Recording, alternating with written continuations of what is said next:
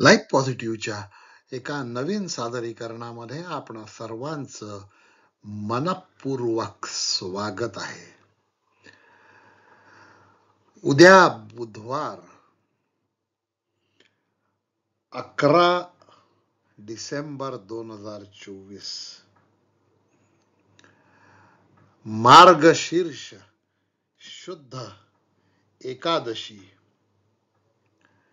ही एकादशी मोक्षदा एकादशी म्हणून ओळखल्या जाते आणि या मोक्षदा एकादशीच्याच दिवशी गीता जयंती येते आहे आणि या खास पर्वावर एक नवीन सादरीकरण करताना अतिशय आनंद होतो आहे. विषय आहे जगद्गुरु श्री आदि शंकराचार्य यांनी वर्णन केलेला श्रीमद भगवत गीतेचा महिमा. एक राष्ट्र एक गुरु ही पदवी जगद्गुरु शंकराचार्यांसाठी योग्य ठरते. मार्गशीर्ष शुक्ल एकादशी हा दिवस भगवत गीतेच्या जयंतीचा दिवस म्हणून जगभर साजरा होत असतो आणि याच दिवशी मोक्षदायिनी एकादशी आहे. आता जयंती हा शब्द महान पुरुषांच्या मृत्यूनंतर त्यांचा जन्मदिन हा जयंती दिन म्हणून साजरा करण्याची प्रथा समाज व्यवस्थेमध्ये आहे. परंतु भगवत गीता असा एकमेव जगातला अलौकिक ग्रंथ आहे की ज्या ग्रंथाची जयंती साजरी केल्या जाते. ही अत्यंत महत्वाची गोष्ट आहे आणि याला समांतर आणखीन एक दाखला आहे की भाद्रपद वद्य षष्ठीला भावार्थ दीपिका किंवा ज्याला आपण ज्ञानेश्वरी म्हणतो, हा ग्रंथ संत श्रेष्ठ ज्ञानेश्वर माऊलींनी वयाच्या 16व्या वर्षी लिहायला सुरुवात केली आहे आणि वयाच्या 21व्या वर्षी त्यांची संजीवन समाधी धारण केलेली आहे. म्हणजे या जगामध्ये केवळ 2च ग्रंथ आहेत जे एकमेकांशी विषयाने निगडीत आहेत. पहिला ग्रंथ भगवान कृष्णांनी कुरुक्षेत्रावर किम कर्तव्य मूढ अर्जुनाला उपदेश पर सांगितलेला भगवत गीता हा ग्रंथ आणि त्या ग्रंथाचं सार जनसामान्यांपर्यंत पोचविण्यासाठी माझ्या मराठीची कौतुके अमृता ते पैजा जिंके या उद्देशाने प्राकृतामध्ये रूपांतरित करणारे आणि कृष्णाचे अवतार समजल्या जाणारे माऊली एकमेव संत ज्याला माऊली ही उपाधी प्राप्त आहे अशा संत ज्ञानेश्वर माऊलींचा ग्रंथ, त्याची पण जयंती ज्ञानेश्वरी जयंती म्हणून भाद्रपद वद्य षष्ठीला साजरी केल्या जाते. किती सुंदर योगायोग आहे. एकच विषय, 2 ग्रंथ आणि त्याची जयंती होते. आणि 2 अवतार जे एका स्त्रोतापासून निर्माण झालेले आहेत. विष्णूचा अवतार कृष्ण, जो 16 कलांनी युक्त आहे, आणि या कृष्णाचा अवतार ज्ञानेश्वर. काय सुंदर योगायोग आहे.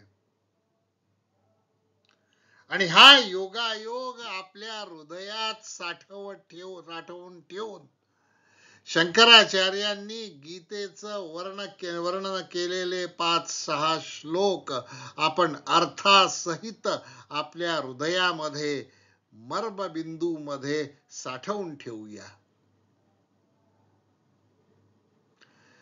गीताशास्त्रम इदं पुण्यम य पठेत प्रयतः पुमान् विष्णोपादम अवाप्नोति भयशोकादिवर्जितः.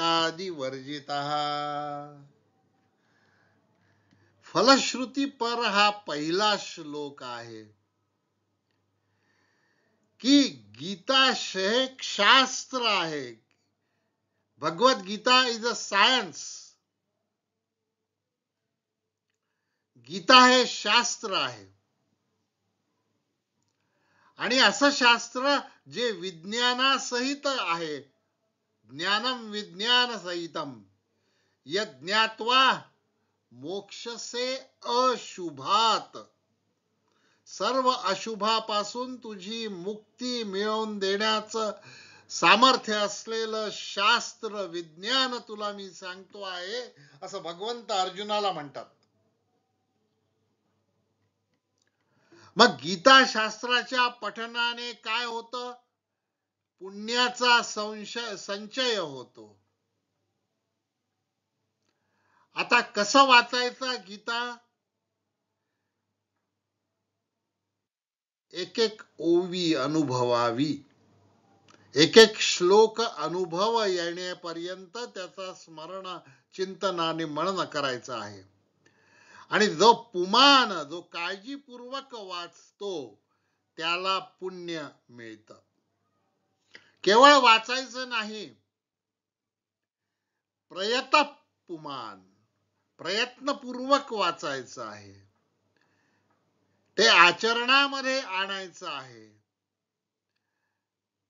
आणि असा आचरण करणारा, गीतेचं शास्त्र चिंतन मनन करणारा, त्यानुसार जीवन पद्धती अनुसरण करणारा मनुष्य हा पुण्यदायी मनुष्य आहे. आणि त्याला काय फळ मिळतं? विष्णू पदम अवाप्नोती. विष्णूच्या चरण कमला जवळ त्याला स्थान मिळतं. आणि ज्याला भगवान विष्णूच्या चरणापाशी शरण मिळतं, स्थान मिळतं, ते कायम स्थान असतं. त्याच्या जीवनामध्ये भय आणि शोक राहणारच नाही, म्हणून ते वर्जित होतात. भय शोकादि वर्जित. सरळ अनुवाद खाली दिलेला आहे, आपण तो वाचू शकता. शंकराचार्य विरचित दुसरा श्लोक आहे गीतेचं महात्म्य सांगणारा. गीता अध्ययनशीलस्य प्राणायाम परस्य च नैव संती पापानी पूर्व जन्म कृतानी च.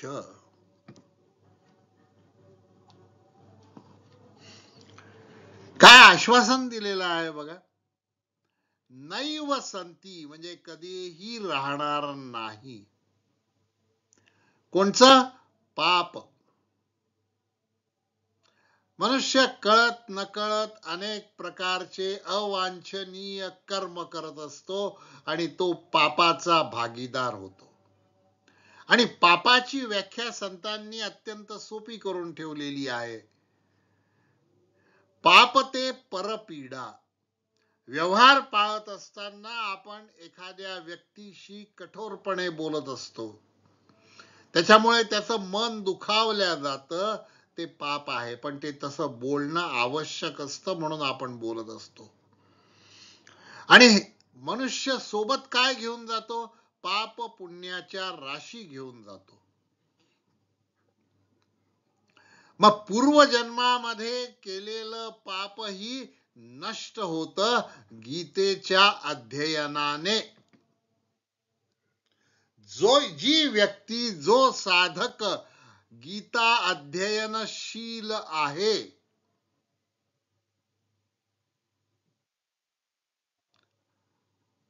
आणि जो तो भक्तिभावाने करतो, प्राणायाम परस्य, स्वतःच्या श्वासोश्वासावर, स्वतःच्या नाडींवर नियंत्रण ठेवून जो त्याचं गांभीर्यपूर्वक वाचन करतो, त्याचे सर्व जन्मोजन्मीचे पाप ही धुतल्या जातात.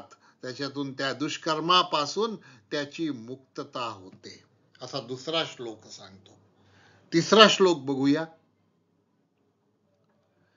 मलिने मोचनम पुंसाम जलस्नानम दिने दिने सुकृत गीतामृत स्नानम संसार मलनाशनम. आता माणसाचं शरीर हे मलिन होत असतं.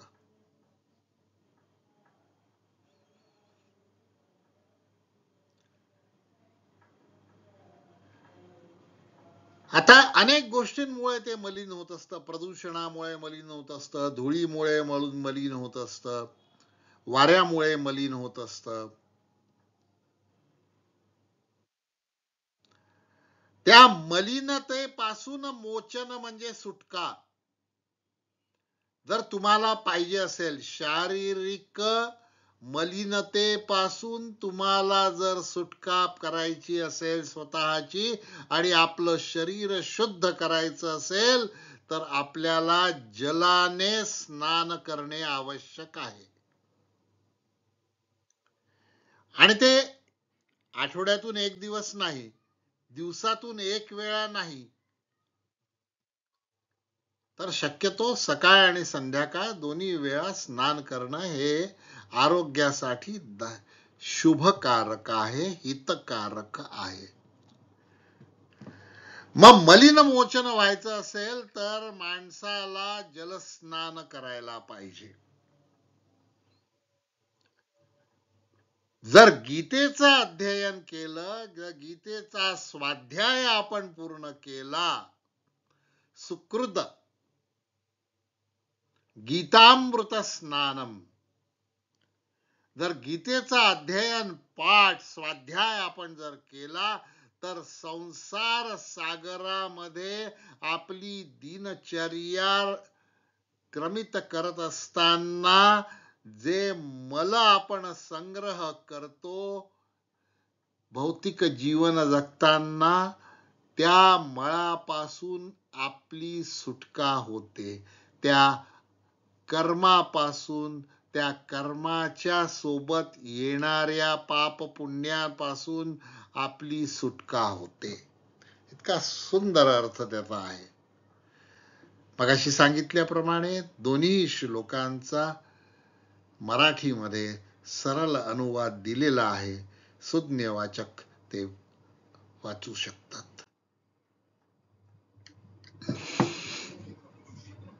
चौथा श्लोक हा अतिशय प्रसिद्ध आहे, अनेक साधकांचा तो पाठ पण आहे. फार सुंदर श्लोक आहे, फार अर्थपूर्ण श्लोक आहे. गीता सुगीता कर्तव्या किमन्यै शास्त्र विस्तरै या स्वयं पद्मनाभस्य मुखपद्मात विनसृता. गीता ही सुगीता करावी. सु म्हणजे चांगलं, अधिक अवधान देऊन, सर्व प्रकारचे व्यवधान टाळून गीतेचा दररोज नियमित अभ्यास करायला हवा. आणि गीता अशी सुगीता आहे, अशी परिपूर्ण गीता आहे, असं परिपूर्ण शास्त्र आहे. त्यात संशोधन आहे, व्यवस्थापन आहे, धर्म आहे, अधर्म आहे, कर्म आहे, अकर्म आहे, विकर्म आहे, कर्म फल आहे, योग आहे, सांख्य योग आहे, ज्ञान योग आहे. जीवनाच्या सर्व प्रश्नांचं उत्तर गीतेमध्ये आहे.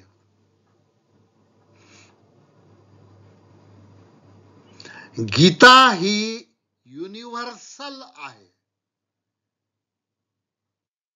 त्रिकाला बाधित सत्य आहे ती गीता. कारण तिची निर्मिती पद्मनाभ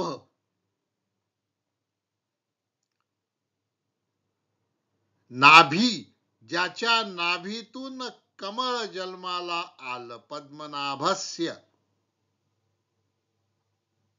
तो पद्मनाभ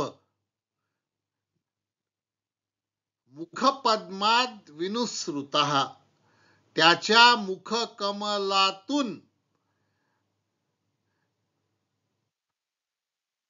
सांगितल्या गेलेली आहे. आणि म्हणून गीता सुगीता कर्तव्या, करायला हवीच. 5वा श्लोक बघा. भारतामृत सर्वस्वम विष्णु वक्वाद विनिस्मृतम गीता गंगोदकम पीत्वा पुनर्जन्म न विद्यते.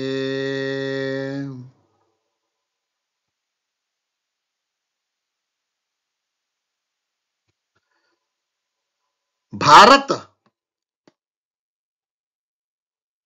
महाभारतातलं अमृत, महाभारताचं सार, त्याला इंग्रजीत बोलायचं झालं तर quintessence, essence of essence is quintessence, एसेन्सचा एसेन्स. भारतामृत सर्वस्वम, महाभारतातलं अमृत, जे विष्णूने कथन केलेलं आहे. विष्णूचा अवतार, षोडश कलाधिष्ठित अवतार कृष्ण, यांनी ते समजावून सांगितलेलं आहे. आणि कुठे सांगितलेलं आहे? युद्धभूमीमध्ये समजावून सांगितलेलं आहे.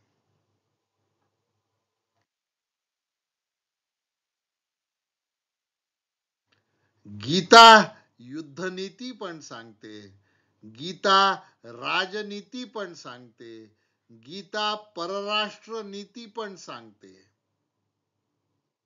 म्हणून ते अमृत आहे. आणि ते सर्वकालिक अमृत आहे. आणि गीतेमध्ये असणार हे अमृत, याच्यामध्ये जो स्नान करतो तो गंगोदक पितो. याच्यामध्ये गीतेच्या डोहामध्ये तो गंगोदक पित्वा. आता गंगेची निर्मिती, गंगेचा उगम पृथ्वीवर झाला तो महाकाल कैलासपती यांच्या जटेमधून आला. तो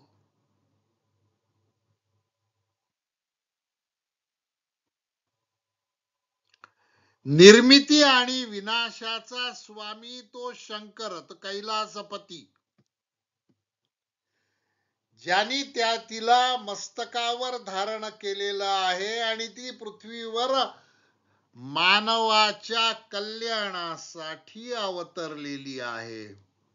आणि जिचं जल पवित्र असं मानल्या जात. असं अशा गंगारूपी गीता जल पिल्याने मानवाला पुनर्जन्म मिळत नाही. त्या जन्मा मरणाच्या फेऱ्यातून त्याची सुटका होते.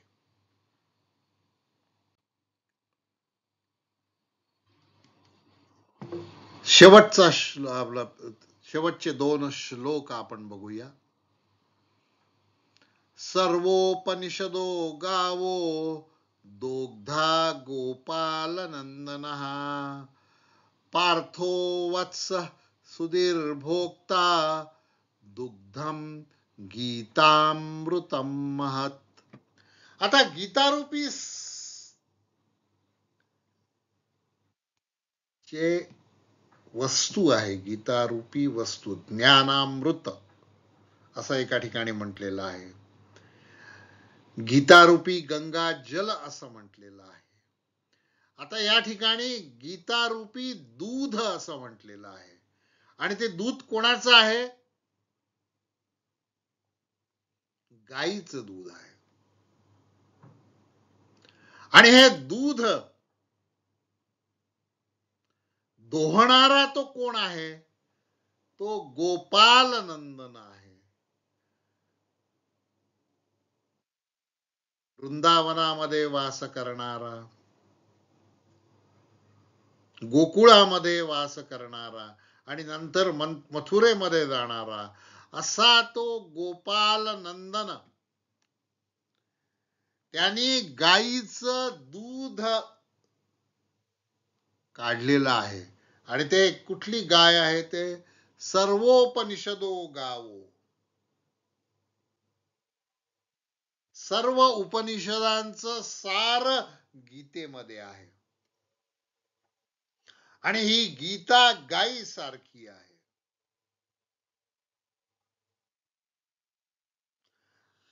आणि भक्त वत्सल श्री कृष्ण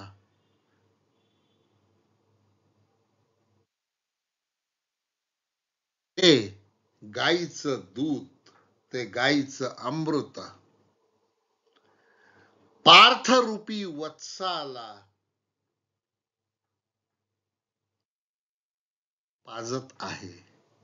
आणि ते पार्थाला तर देतातच आहेत, परंतु जे अनेक साधक आहेत, जे अनेक मुमुक्षु जन आहेत, ज्यांना मोक्षाची इच्छा आहे, असे मुमुक्षु जन त्यांना हे भगवद्गीतेच्या अमृताचं दूध गोपाळ कृष्ण पाजतात आहेत. त्याचा आनंद आपण घ्यायला हवा. एकम शास्त्रम देवकी पुत्र गीतम एको देव देवकी पुत्र एव एको मंत्र तस्य नामानि यानि कर्माप्येकम तस्य देवस्य सेवा. एकच कर्म आहे, त्या देवाची सेवा. एकच शास्त्र आहे, भगवान देवकी पुत्र गोपाल कृष्ण कन्हैया यांनी गायलेलं गीत, याच जीवन तत्वज्ञान, याची जीवन गीता.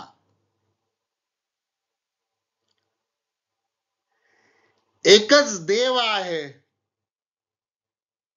एकच आराध्य आहे, तो देवकीचा पुत्र आहे. एकच मंत्र आहे, त्या देवकी पुत्राचं नामस्मरण. आणि एकच कर्म आहे, त्याच देवाची सेवा. कारण त्या देवाने या पृथ्वीवर, या मर्त्य लोकामध्ये राहणाऱ्या लोकांसाठी ज्ञानरूपी गंगा आणली, गाईचं दूध आणलं, गंगेचं जल आणलं.